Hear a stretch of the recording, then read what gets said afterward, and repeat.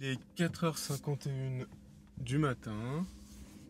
Aujourd'hui, je pars de Clermont-Ferrand et je vais jusqu'à Pertuis en Provence avec ma Twingo électrique. Comme il y en aura pour un peu de route avec quelques arrêts pour charger, j'ai préféré partir avec beaucoup d'avance. Si tout se passe bien, je devrais y être en début d'après-midi. Je pars avec 85% de batterie. L'ordinateur de bord m'annonce 180 km d'autonomie. Et on va faire un premier arrêt à Brioude, la première ville la plus proche en Haute-Loire. Et pourquoi je veux m'arrêter en Haute-Loire ? Pour pouvoir bénéficier du réseau e-born. Le but du voyage, ça va être de faire 3 arrêts pour 389 km, sachant que la voiture a 175-200 km d'autonomie. On ne devrait pas avoir des arrêts trop longs. Comme j'ai un badge du réseau e-born, je vais privilégier ces bornes-là en passant en Haute-Loire, Drôme, Ardèche, tout ça. Pas encore de réseau e-born dans le Vaucluse, mais normalement, après le dernier arrêt, on devrait pouvoir faire la route facilement jusqu'à Pertuis. On va éteindre la lumière et c'est parti. Alors là, j'arrive sur l'A75, un petit peu d'autoroute sur ce trajet, mais juste une partie gratuite. On va s'épargner les portions à 130 et tout ce qui est péage. On va voyager sur la ligne nationale à l'ancienne. Alors me voilà sorti de l'autoroute, je suis sur la nationale 102 désormais, la 75 qui est une autoroute assez vallonnée avec pas mal de relief, donc j'ai une consommation qui sur une cinquantaine de kilomètres était à 12,6 kW en moyenne. Donc on est arrivé en Haute-Loire, donc pays civilisé où il y a des bornes e-born. Ça m'agace particulièrement que le Puy-de-Dôme n'ait pas rejoint ce réseau, étant donné que l'Allier, la Haute-Loire, la Loire en font partie. Mais à partir de maintenant, ça devrait bien se passer pour le trajet. En tout cas, on croise les doigts. Donc, le soleil se lève doucement. Il y a encore 13 km avant la borne. J'arrive à Brioude. J'ai fait 67 km, 12,1 kW de moyenne. Il me reste 47% de batterie. L'ordinateur de bord m'annonce 89 km restants. Je pense que c'était pas mal de m'arrêter ici, vu que j'étais pas parti avec 100%. Sinon j'aurais pu aller tranquillement jusqu'au Puy-en-Velay et me recharger là-bas. Il y a un concert d'Amaury Vassili bientôt par ici. Alors, je l'avais déjà dit dans mon test d'autonomie, mais je le redis, la Twingo sur autoroute c'est vraiment épatant. C'est ce qu'il y a de mieux au niveau des petites voitures. Ça n'a vraiment rien à envier à des véhicules plus gros. J'étais autour de 90-100 km/h pour éviter de vider la batterie trop vite sur la grande montée qu'est la 75. Mais vraiment, dans les grandes courbes, c'est hyper stable. Alors, on a des lumières violettes là partout ici. Regardez un peu. Et faut trouver la borne maintenant. Ah, je la vois, avec les petits feuillons verts là-bas. Et il n'y a personne, donc c'est parfait. La caméra de recul, c'est un peu de la triche quand même, hein, surtout sur une petite voiture comme ça. On prend goût au luxe. Premier arrêt. Maintenant, je vais utiliser mon super badge e-born pour faire le plein.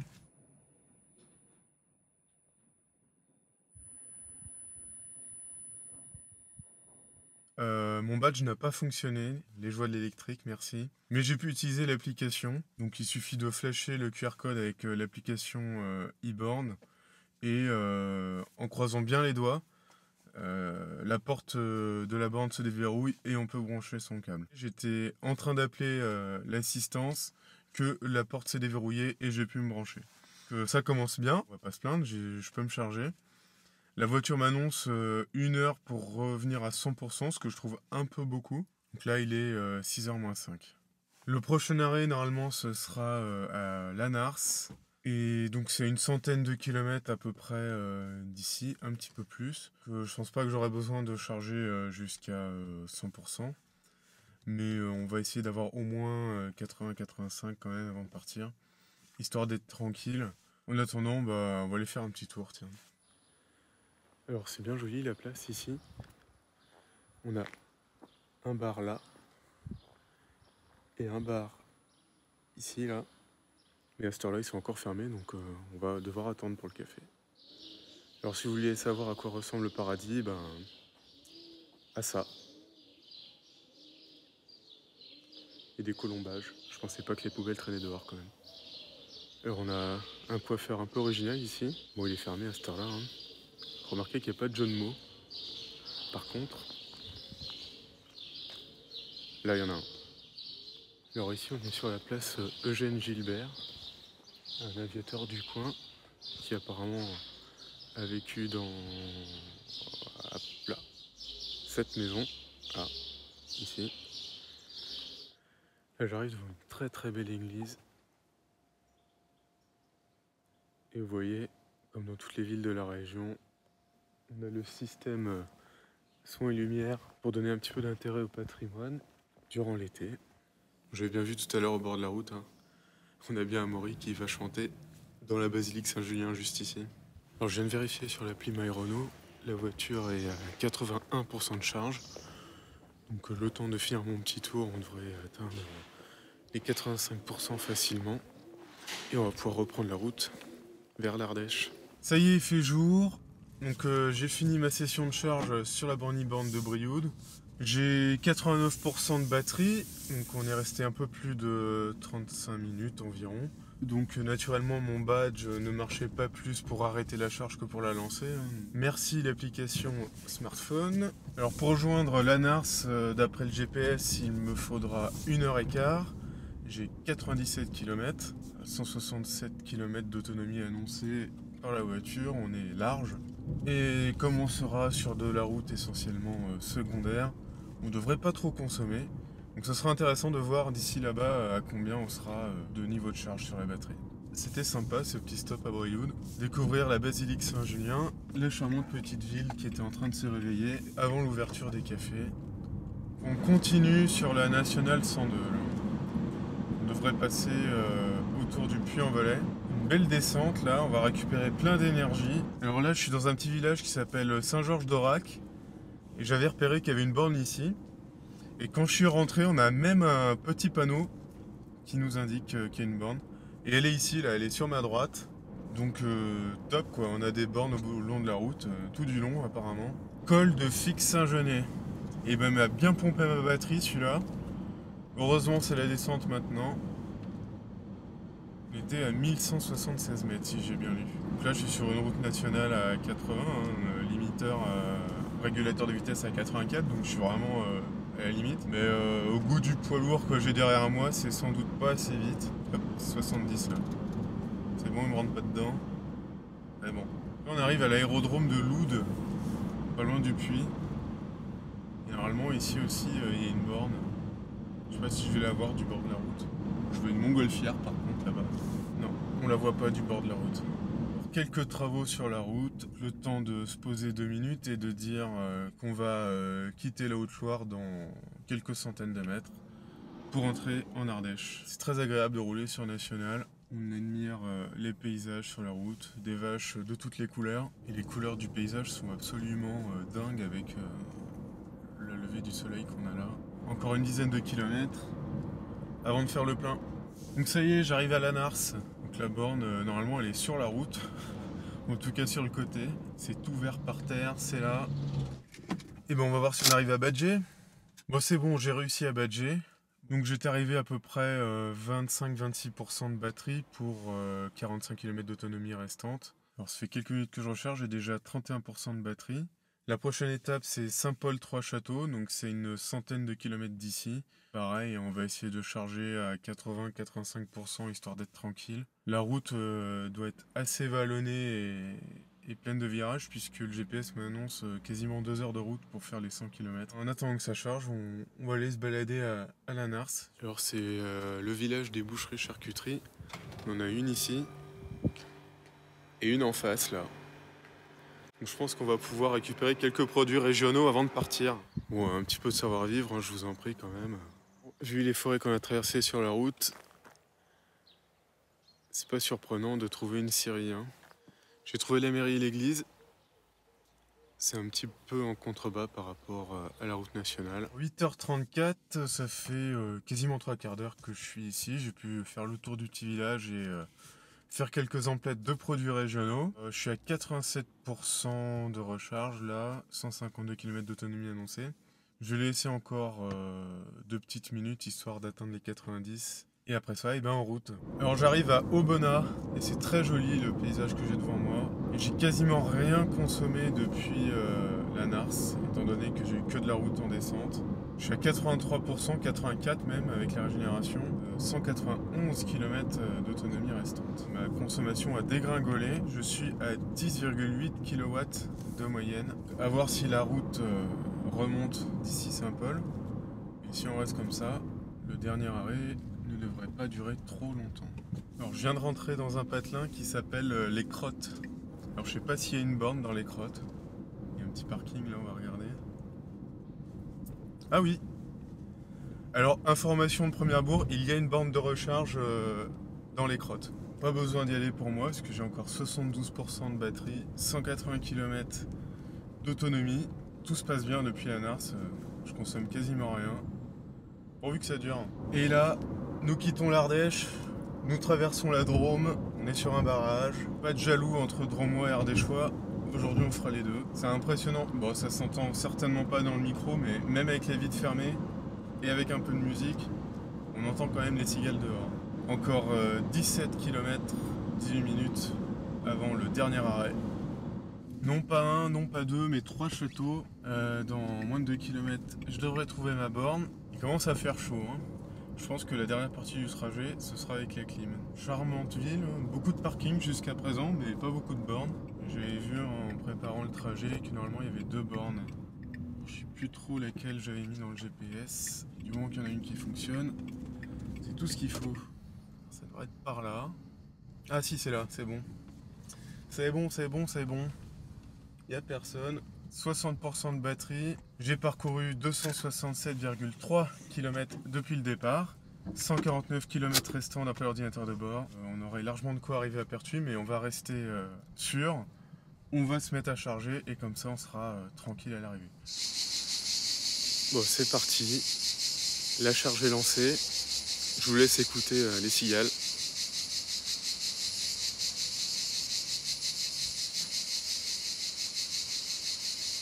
Et moi, je vais aller me mettre à l'ombre.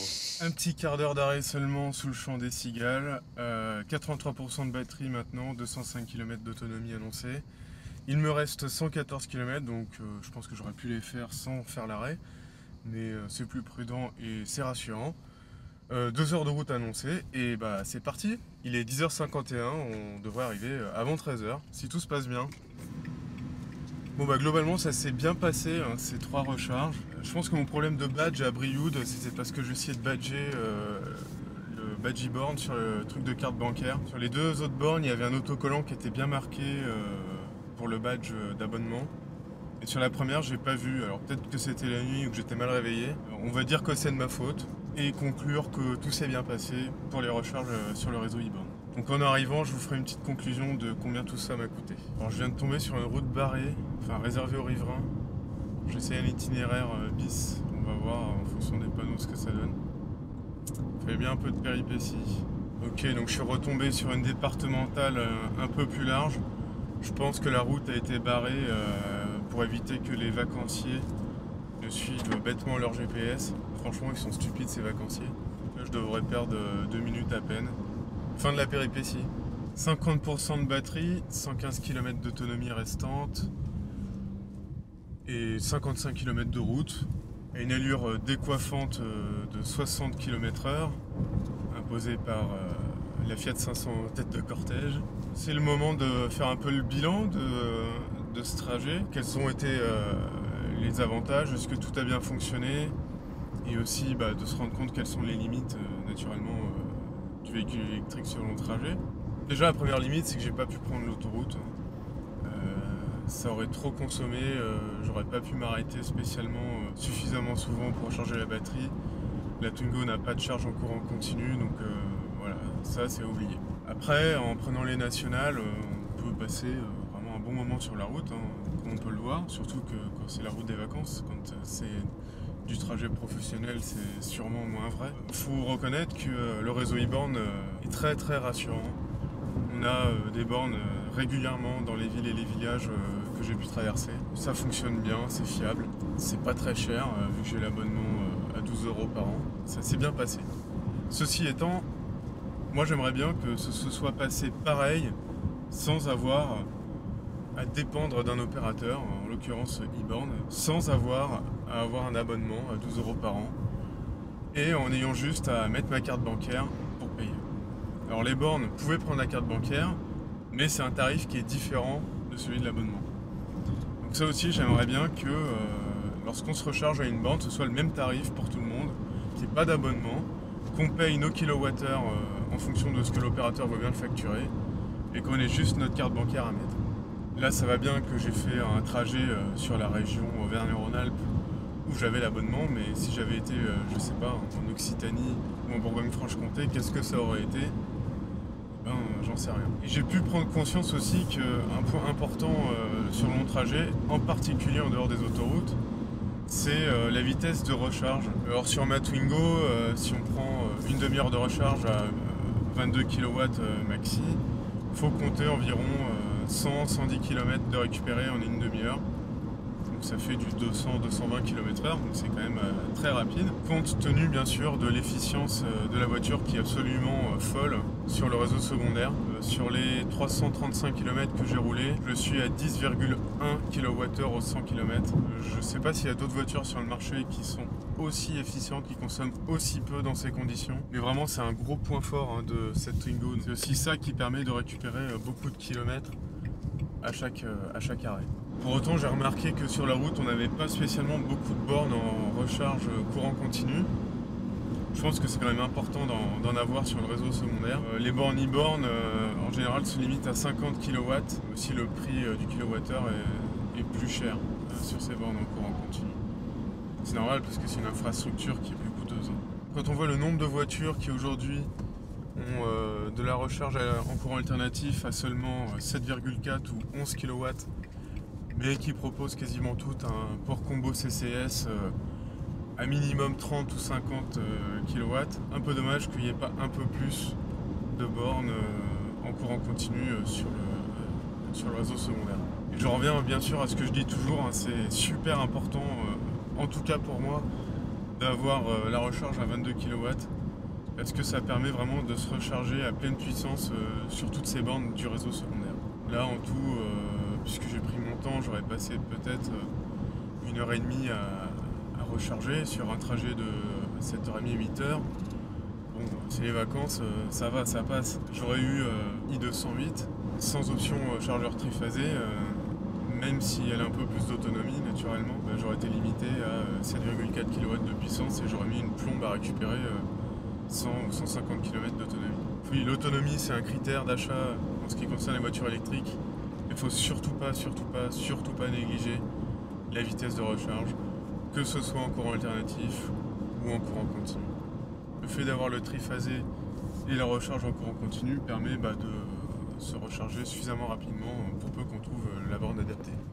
Alors sortie de rond-point et j'ai vu mon premier panneau Pertuis, donc on se rapproche. Je me rends bien compte que préparer son trajet en vérifiant où sont les villes et les bornes dans lesquelles je peux m'arrêter pour recharger, c'est quand même pas simple. Les outils numériques d'aujourd'hui sont quand même d'une grande aide. Alors pourquoi je suis pas parti à 100%? Je vous ai déjà expliqué dans une autre vidéo que j'ai pas encore de borne à domicile. C'est pas bien grave puisque il y a plein de bornes à Clermont-Ferrand. Non, je déconne, en fait il n'y en a pas du tout. Il y en a une à Chamaillères, pas trop loin de chez moi. Et donc j'y vais régulièrement lorsque j'ai besoin d'un coup de charge supplémentaire. Donc je m'étais dit je vais aller là-bas pour mettre ma voiture à 100% la veille avant de partir. Malheureusement il restait une prise mais elle marchait pas. J'ai dû aller jusqu'au Lidl, beaucoup plus loin, pour me faire une charge. J'ai pas pu charger à 100% au Lidl, j'étais à autour de 95. Puis le temps de revenir jusqu'à chez moi, j'ai perdu encore un peu. Donc je reviens à ce que je disais au début de la route, ça me saoule vraiment beaucoup que le Puy-de-Dôme ne fasse pas partie du réseau e-borne. Il n'y a pas de borne à Clermont-Ferrand, en tout cas pas de borne publique, d'un réseau d'initiatives publiques. Il commence à y en avoir quelques-unes dans le Puy-de-Dôme, mais ces génies n'ont pas jugé bon de rejoindre le réseau e-borne qui fonctionne très bien dans l'Allier et la Haute-Loire. Le département du Puy-de-Dôme a engagé des frais pour construire un petit réseau de bornes sur quelques communes aux environs du Grand Clermont. Des frais pour administrer le réseau, assurer un support, créer un site internet, prévoir des offres d'abonnement et tout ça, alors que tout ça existait déjà sur le réseau e-born. Donc oui, la vie en voiture électrique, c'est aussi ça, c'est devoir gérer ses frustrations face à ces mauvaises décisions. Bon, venons d'une ville pour laquelle la mobilité durable, ça signifie une ligne de tram qui passe pas devant la gare ou des pistes cyclables qui s'interrompent au beau milieu d'une 4 voies urbaine. Je suis pas très surpris finalement. Pertuis, ça y est, j'y suis. Midi 46. Moi, je suis à 22% de batterie, donc le dernier arrêt était quand même utile. Hein. J'ai été quand même assez épaté par ma Twingo sur ce trajet. Et, la voiture s'est très bien comportée hein, sur les routes nationales. Je suis pas spécialement fatigué, j'ai pas mal au dos. J'ai pu profiter de la musique grâce à la sonofocale que j'avais fait mettre en accessoire. Vraiment un bon trajet, j'ai pris plaisir à rouler. Finalement, bah oui, ce que je regrette, c'est que la voiture ne soit pas un petit peu plus autonome, un petit peu plus efficiente, un petit peu plus aérodynamique, un petit peu plus tout. J'arrive sur le parking de la Poste. Normalement, la borne est par là. Où te caches-tu? Je vois du verre par terre, là. Ouais, c'est là. Donc 21% là tout de suite. C'est bon, j'ai pu lancer la charge. Je vous montre la borne ici. Hop. Donc moi je suis en tarif invité, utilisateur occasionnel. Donc j'avais le choix, hein. Soit je passais par ChargeMap avec mon badge de ChargeMap, soit j'essayais de scanner le petit QR code ici, là. Et ça me permettait de ne pas payer la commission ChargeMap. Donc j'ai essayé ça. Ça nous redirige sur un site avec un lien, on saisit les coordonnées de sa carte bancaire. Ça demande une préautorisation de 16 € et c'est parti. Donc là voilà, c'est bon, il est grand temps d'aller profiter des vacances. Je vous retrouve tout de suite après pour faire un débrief peut-être après le retour. Je suis arrivé à la borne de recharge de Chamalières, celle à laquelle j'avais essayé de me charger avant de partir. Donc c'est le moment je pense de faire le bilan de ce trajet, de ce week-end dans le sud. D'un point de vue kilomètres déjà, chaque trajet faisait 385 km. En comptant l'aller-retour plus quelques déplacements sur place, en tout je suis à 894 km jusqu'à la borne ici. Et une efficience annoncée de 10,5 kWh au 100 km, donc c'est vraiment très très très bien. Et c'est même un petit peu en dessous de ce que j'ai au quotidien lorsque je roule sur mes trajets du boulot par exemple, où je suis plutôt autour de 11. D'un point de vue financier, les recharges sur la route m'ont coûté 8 € environ, hein, à l'aller ou au retour. Sachant qu'à l'aller, j'avais fait le plein chez Lidl, donc c'était l'électricité qui était offerte, on va dire. Et au retour, j'ai fait le plein à la borne de Pertuis. Et c'est au forfait, donc c'est 3 € la première heure. Et après 21 h, c'est 3 € tout court. Donc 3 € pour faire le plein avant de revenir. Au niveau du temps de parcours, faut bien compter 1 h 30 de recharge sur ce temps de parcours. Si ça avait été fait en thermique, on aurait pu faire la route en un peu plus de 6 heures en comptant les pauses. Si j'avais pris l'autoroute, on aurait pu compter environ 5 heures avec les pauses. Là, voilà, c'est entre 7h30 et 8 heures, c'est très long. Mais la voiture était confortable, était agréable à conduire. C'était un gros point positif, je m'y attendais pas, hein, sincèrement. Et concernant la recharge, je dois dire que j'étais assez serein. Le fait d'avoir le 22 kW triphasé me permettait de m'arrêter dans à peu près n'importe quel village équipé d'une borne et de pouvoir me recharger assez rapidement à une allure de charge allant jusqu'à 200 km/h, c'est-à-dire 200 km récupérés pour 1 heure de charge, sachant que je restais jamais 1 heure. Hein. Donc là vraiment on est très bien. Si on compare un peu à la concurrence, si j'avais eu une Volkswagen e-Up, donc j'aurais pas pu avoir de triphasé, mais j'aurais pu bénéficier d'une recharge en courant continu à 30 kW je crois, ou un peu plus, et donc ça aurait pu le faire. Mais là j'aurais été plus limité par le nombre de bornes disponibles sur le réseau secondaire pour la recharge en courant continu. Il y en a, hein, mais nettement moins que de bornes en 22 alternatifs. Et par exemple, si j'avais pris des électriques du groupe PSA, Mokai, Corsa i2008, i208, DS3 Crossback et toutes ces voitures-là, qui sont pas des voitures très connues pour être efficientes, hein, malheureusement, Et bien avec ces voitures-là, j'aurais eu un gros problème pour faire ce long trajet. Parce que si j'avais été sur le réseau secondaire comme là, et ben, j'aurais été limité par une recharge en courant continu à 50 kW, là où les voitures peuvent théoriquement prendre jusqu'à 100. Si j'avais pris la recharge en courant alternatif, ben, j'aurais été limité à 7,4 kW de puissance en série ou 11 kW en option. Et je suis sûr qu'il y a plein de clients qui ne connaissent pas cette option et qui se limitent aux 7,4 kW de série. Donc là où pour moi il me fallait une demi-heure pour récupérer 100 km d'autonomie, sur des voitures comme ça, en tenant compte de l'efficience, il faut ouais, au moins 1h45, voire 2 heures. Donc ça fait des arrêts beaucoup plus longs. En ayant eu ces voitures, si j'avais pris l'autoroute, bah, j'aurais eu une efficience très faible, parce que ces voitures consomment beaucoup sur autoroute. Donc il aurait fallu que je m'arrête souvent sur les bornes Total Energy ou Ionity, pour peu qu'elles soient disponibles sur le trajet. Et dans le cas des bornes Ionity, bah, j'aurais payé plein pot, puisque Stellantis ne fait pas encore partie du consortium Ionity. En définitive, je suis pas mécontent des qualités de la Twingo sur le long trajet. C'est pas la meilleure, hein, c'est bien sûr, c'est pas une Tesla. C'est pas une Zoé non plus, hein, un Zoé qui peut faire jusqu'à 395 km homologué. Donc ça permet de faire qu'un seul arrêt hein, sur un trajet comme le mien. Mais c'est loin d'être la pire. Et franchement, pour le prix, on a une très belle proposition d'un point de vue polyvalence. Comme je l'ai dit un peu plus tôt, on aurait aimé plus d'autonomie, la possibilité de pouvoir recharger en courant continu, un peu plus grosse batterie, etc. Un peu plus d'efficience. Mais en l'état, franchement, c'est une très bonne proposition à un très bon prix. Donc, je pense avoir dit à peu près l'essentiel concernant ce trajet et les capacités de ma voiture sur le long trajet. Je vous propose de poursuivre la discussion en commentaire. En attendant, eh bien, je vous dis à bientôt et je vous souhaite une bonne route.